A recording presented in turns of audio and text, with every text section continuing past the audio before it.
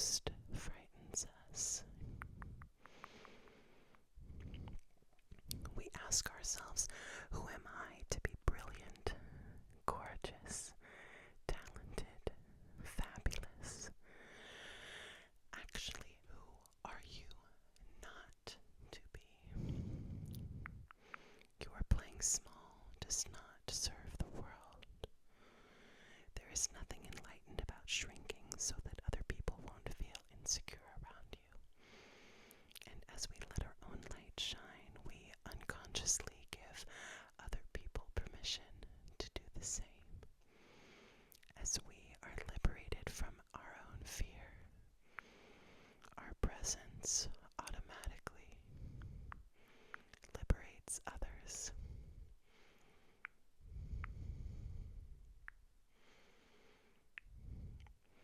The next few quotes are from Alok, Vaid, Menon, Alok, Vaid, Menon. Conformity requires us to minimize our difference for the greater good. We fear that if we don't conform, we will be abandoned, but there is no loneliness like having people only see you after you've erased yourself. Don't erase yourself. We need you. I want to see who you really are. And that's where shame comes from, is people will only love me if I'm not myself, if I don't show this part or that part. Because if they really saw me, if they really knew me, they wouldn't love me. But that's not true. The right people would love you. I love you. I suppose some people wanted to protect me from bullying and didn't realize that they were bullying me in the process.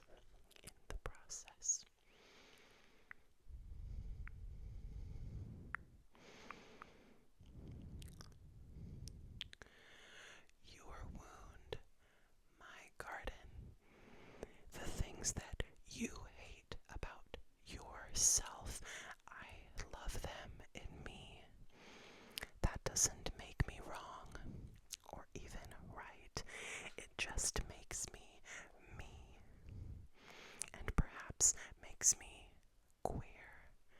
Queerness is about the perennial, stubborn attempt to reclaim and inhabit the places within us that have been colonized by shame.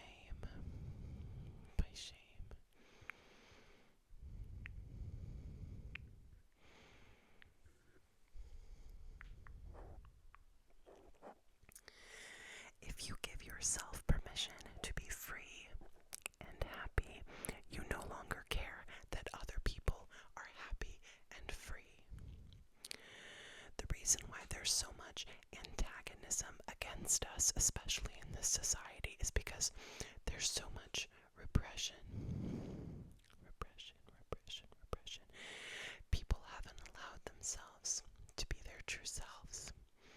People keep on putting off joy as something you'll do in the future.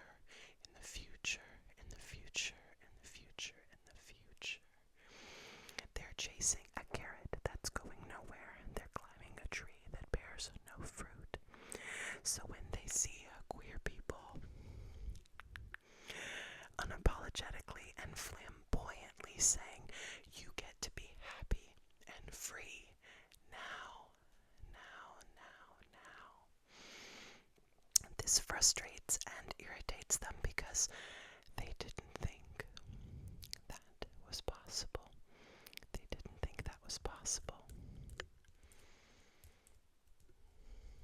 That's a good one. No one will ever give you a diploma, a degree, or a certificate for healing yourself. No one is ever going to say thank you. In fact, they're probably going to say you because they don't want your you.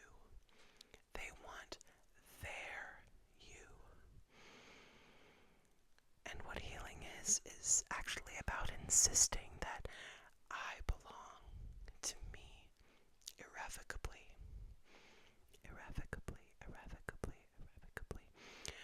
Alok is an incredible author, poet, comedian, speaker. Alok has inspired me so much. And I will leave the names of all the people these quotes came from in the description so you can do more further research and learning and enjoyment. I love all of their videos. The next two quotes are by Rachel McNassor. She is a really incredible creator that I found on TikTok. This quote is entitled, or this kind of speech that she gave, her monologue, is entitled Trauma Amnesia.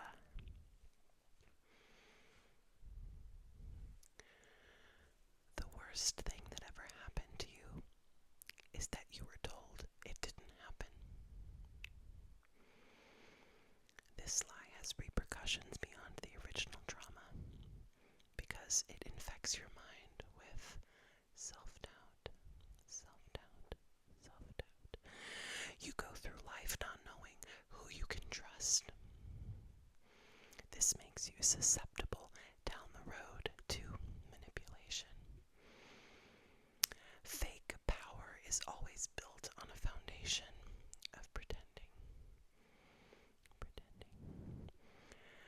You are on a quest for lucidity.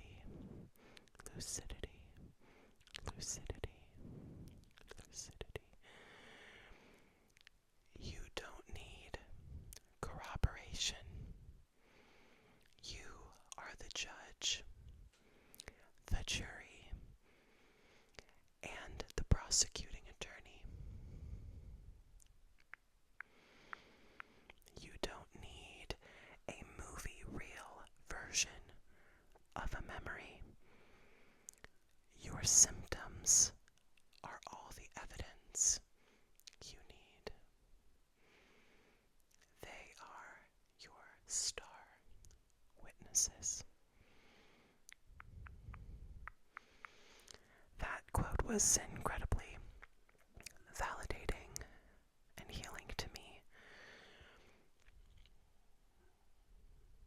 When I first heard her speak this monologue, I felt so validated because I knew that I was suffering from PTSD, and this really set me on a journey of self-validation, especially the part that said, sorry, my back is hurting, I got distracted. The part that she said that you don't need corroboration. You don't need somebody else to corroborate your story. You already know. You already know your story, and I believe you.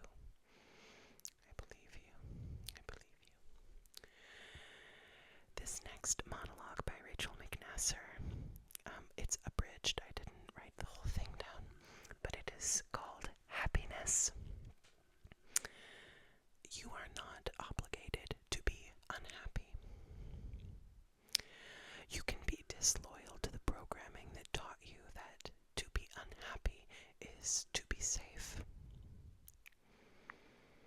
and that you will receive protection from the tribe only if you are upset and fearful.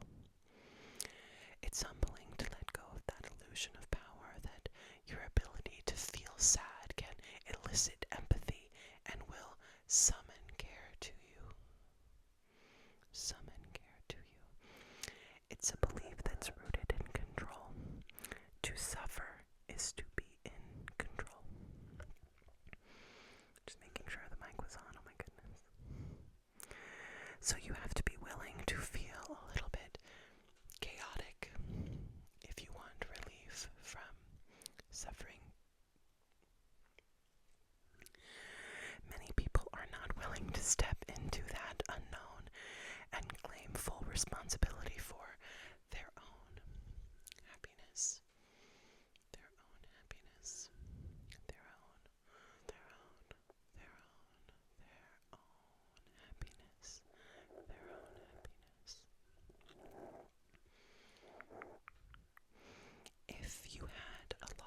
gaslighting about your trauma, then you can form a belief that if you are not in pain, that means it didn't happen.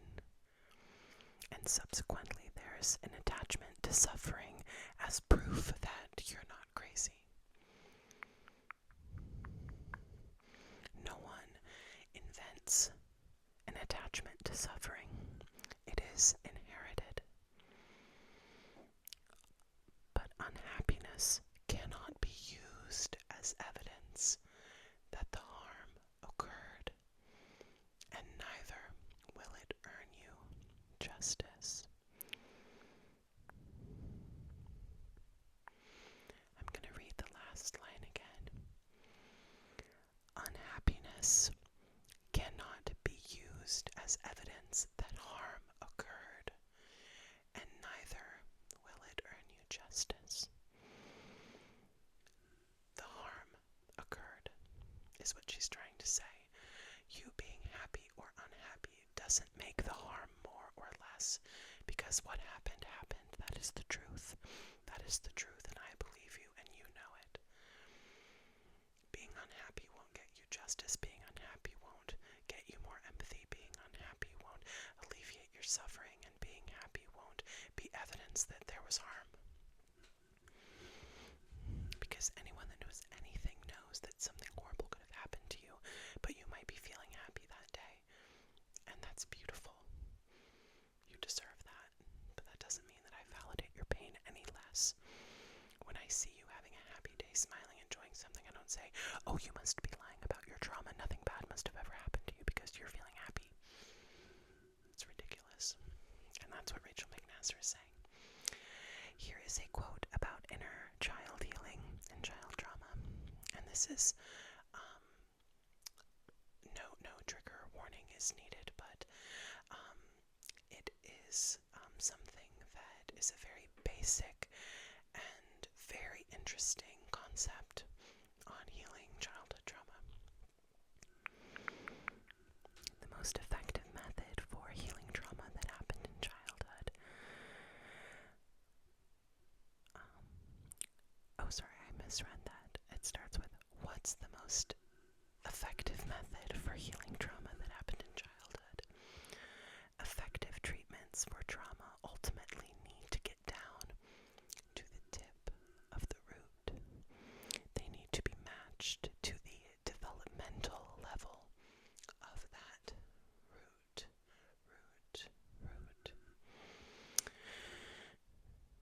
So if the trauma occurred in late adolescence, then you can get at it with rational, language-based, heavily cognitive approaches.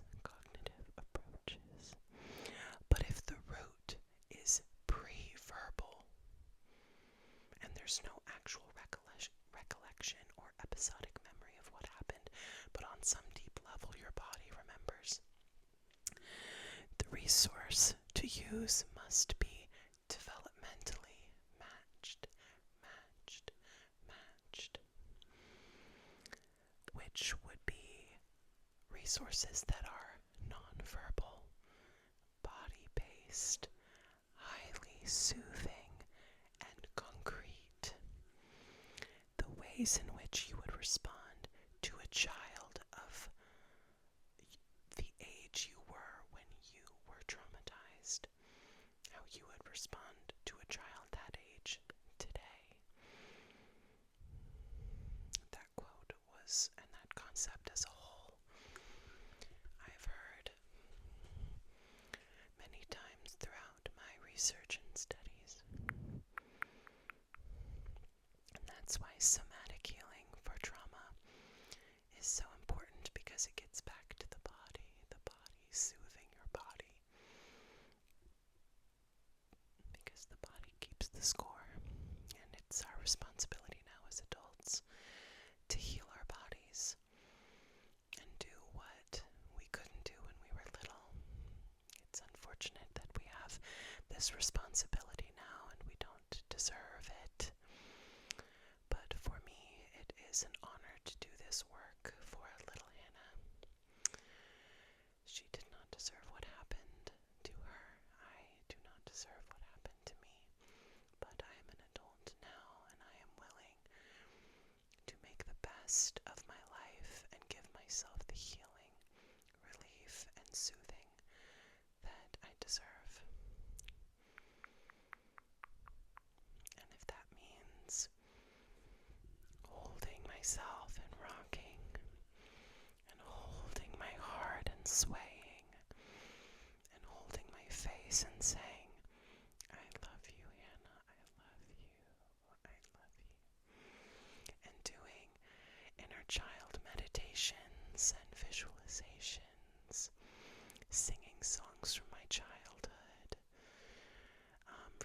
simple phrases to myself. The affirmations can't be too complicated. Like this quote said, it has to be developmentally matched to when you experienced the trauma. So sometimes it needs to be very simple affirmations. Even just, I love you, I love you, it's okay, I'll take care of you. I think that's why I like those affirmations in ASMR, because it's very healing to my little one in my heart. Okay, the last quote that I have, I didn't write down the name of the creator that made this TikTok, but I will leave her name in the description. This is a bit more fun to end the video on a more kind of upbeat, interesting note. This is about different communication styles, and I would really like to know which one you are. So tell me in the comments which one you are below. So this is three different categories of types of communicators.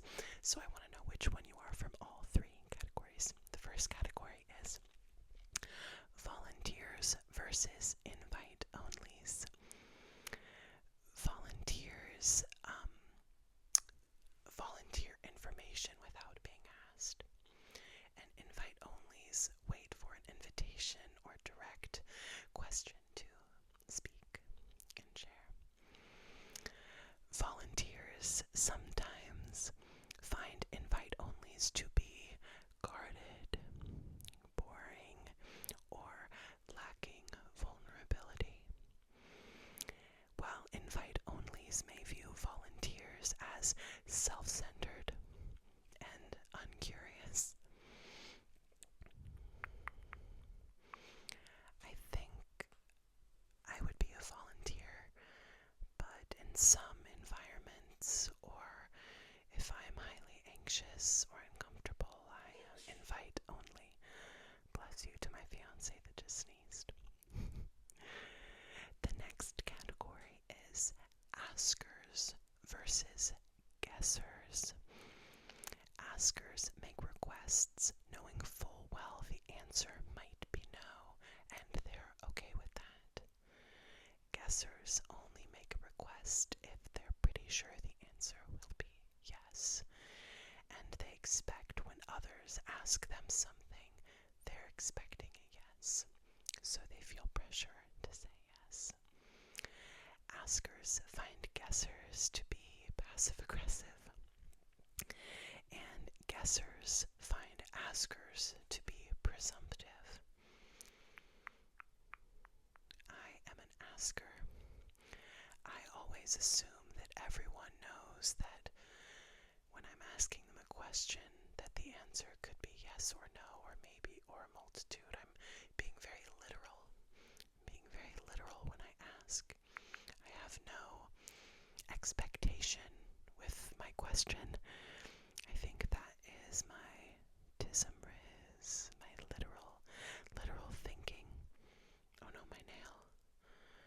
Get back on that. Get back on. No. Guys, we're down. That's okay, we're almost done with the video here. I'll switch to this hand, so you guys get a hand with full nails still. Okay, the last category is builders. Builders, or maintainers. When someone shares something, a builder will add on something of their own, like a personal experience or a story that's related. A maintainer will affirm what's already been said and ask more specific questions about it. And they both view that as giving their full attention to a story. I am maybe a combination of both, but I would say I am a maintainer.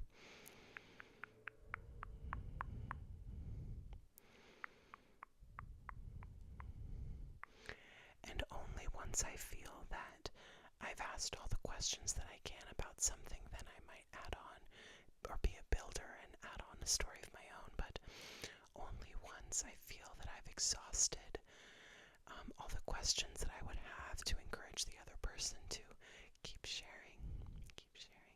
So please let me know below, are you a volunteer or an invite only? Are you an asker